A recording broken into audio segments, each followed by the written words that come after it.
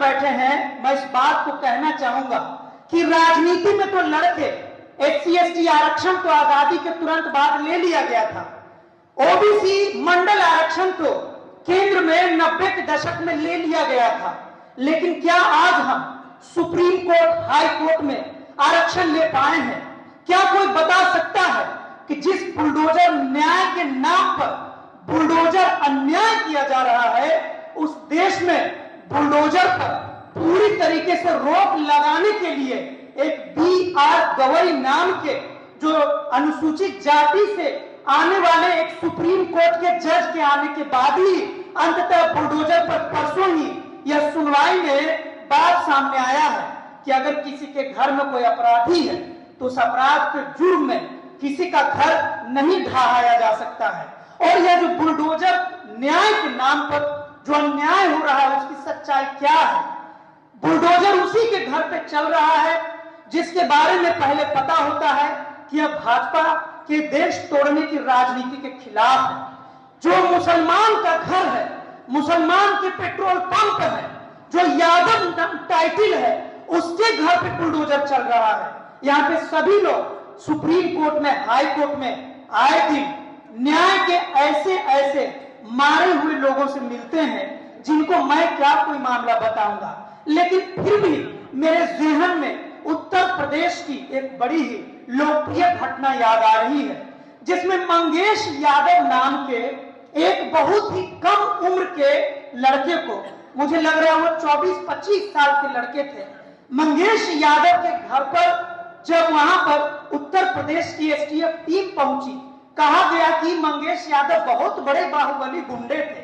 और जब वहां पे पहुंचे तो मंगेश यादव की टीम में बहुत सारे लोग थे। ये मैं नहीं कह रहा हूं, ये आप तमाम सारे मुख्य धारा की मीडिया में चलाया गया कि मंगेश यादव को जब पकड़ा गया तो उन्हें पकड़ के उन्हें जेल में डालना चाहिए था, संविधान के अनुसार उन पर कार्रवाई होनी चाहिए थी, लेकिन एक 25 साल के युवक को अपराधी कहके गोली मार दी जाती है। और भारत के इतिहास में आप याद कीजिए, पिछली बार चाहे वह सरकारी व्यक्ति हो या गैर सरकारी व्यक्ति हो, कौन ऐसा व्यक्ति होगा जो गोली मारने के बाद मीडिया में गर्व से यह कहेगा कि मैंने ही एनकाउंटर किया है? हम उस देश के वासी हैं जहां पे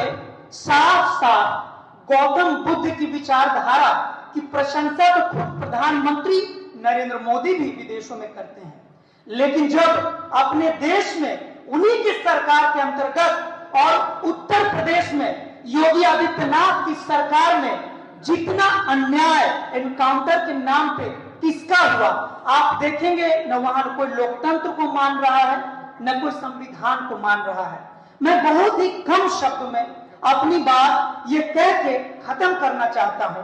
कि हमें जो शिक्षा मिली है,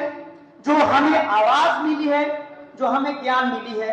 भारतीय जनता पार्टी के 2014 में केंद्र में आने के बाद से, यानी कि 16 मई 2014 जब भारत में नरेंद्र मोदी ने शपथ लिया, यह भारत की राजनीति और एकता वाले भारत के इतिहास में एक काला दिन की तरह याद किया जाएगा। जिस देश में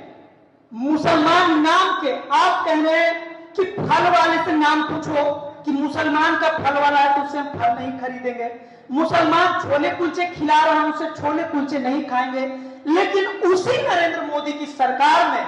गौतम अडानी की चहेती और जो महिला है जो सेबी की अध्यक्ष बनी हुई है, भारत के संसद में भारत के विपक्ष के नेता राहुल गांधी ने नाम लेकर उनके खिलाफ जांच की बात की है। क्या उनके खिलाफ जांच हुआ है?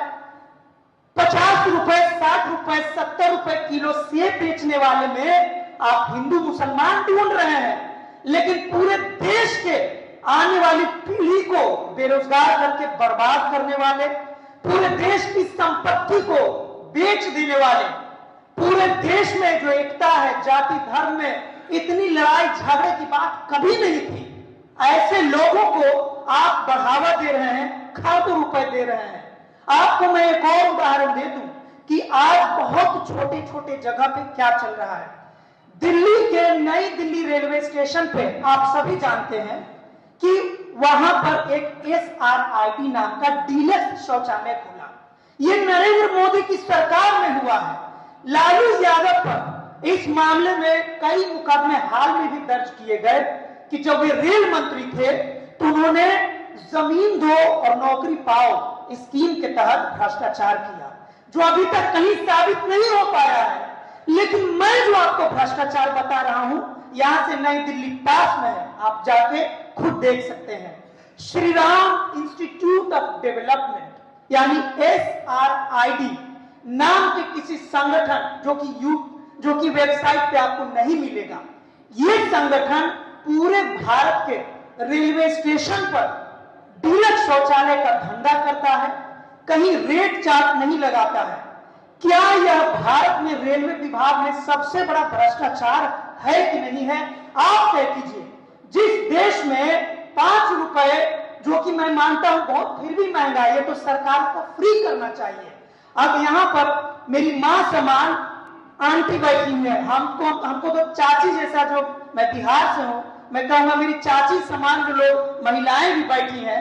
घर से औरतें निकलेंगी, अगर उनको वॉशरूम लगेगा तो क्या दिल्ली जो भारत की राजधानी में है उतनी सुविधाएं हैं कि भारत में राजधानी में महिलाएं कॉन्फिडेंटली शहर घूम सके? और 20 रुपए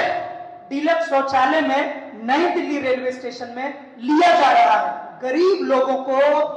सरकारी तरीके से लूटा जा रहा है।